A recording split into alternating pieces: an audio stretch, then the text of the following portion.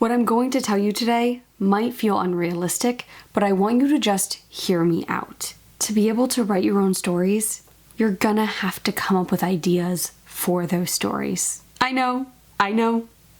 It sounds unbelievable, but you can do it. The most important thing to know is how to get it done and how to know which ideas are viable, which is exactly what I'm going to tell you all about today. If you're new here, my name's Megan. I'm an aspiring TV writer and I share everything story and entertainment industry here on my YouTube channel. And like I said, today I am going to tell you how to come up with ideas for your stories and how to figure out which ones are worth kind of developing more. Now, don't worry if you don't know what to do after that, because next week's video, I'm going to tell you all about developing your ideas for your stories and how to move on to that stage of the process. The first step here is idea generation, figuring out those first little bits that can turn into a story. Look at the world around you and figure out what interests you and what's going on, what can make a story. You have to look at the world and see story to get those ideas. It's not the only way, of course. You have to always be kind of in that mindset. Everybody's heard this one, but look to your dreams. You're probably not going to have a dream that's a full-out story,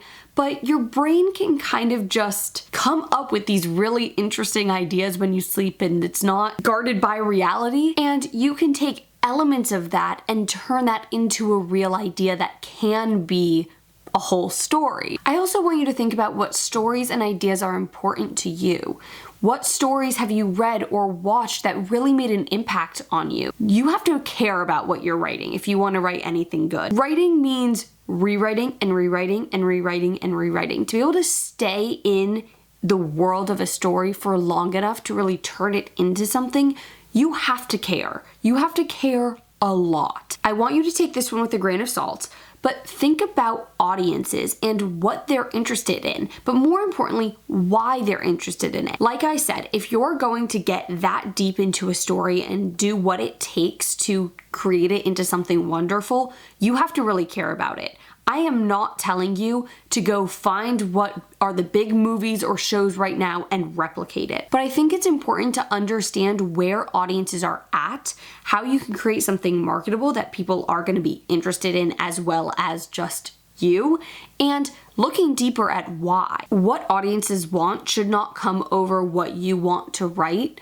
but it can be really, really helpful to look at that as a factor. Now, starting to have an idea is really exciting, but you need to make sure it's an idea that can actually become a story. So the next step is to determine if your idea is just that, a little idea, or if it's the seed to a full story. How you do this will depend on what kind of story you want to write, but if you're writing a show, can the idea extend past a pilot? Can it go through a full season, multiple seasons, or do you want to have it be a limited series? As long as the story that you have thought up can actually work through the length of the story you want to tell, whether that's a show or if it's a movie, can it make out a full feature? Can you get 90 minutes or more out of that idea? And like I said, the idea is just the first little piece. Can you build an entire world around that idea?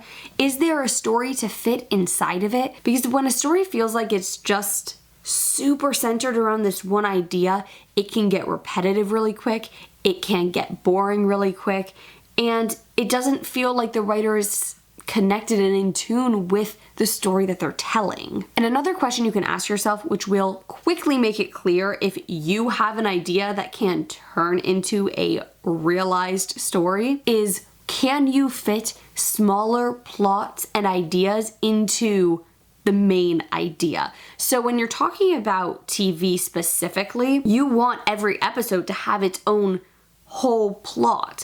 If your idea doesn't have the space to fit smaller stories into, there's not going to be too much you can do with that.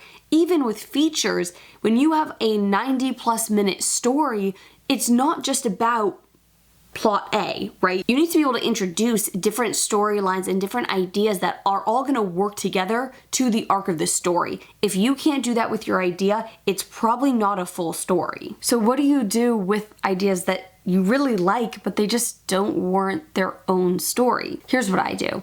I keep a list. On my phone, in my notes app, I have a list of just different things that I think would be really good ideas for a story, but they're not their own story. You can look back on it as you're writing fuller stories and say, oh, well, this can fit in this world, in this story. It's not necessarily that those ideas don't mean anything anymore. It's just that they're going to fit into a different story rather than becoming the full story themselves. And that way you don't have to throw anything out. You still have a space for them and you can honor them. It's just not going to turn into the main story of what you write, and that's totally fine. Now I want to leave you with one last thought. It does not matter what story you write if it doesn't have stakes. Your script, your story, has to have stakes that are going to bring the audience right into it and have them rooting for whatever story you're telling, however you decide to tell it. So go ahead and watch this video next where I go through why having stakes in your story is make or break.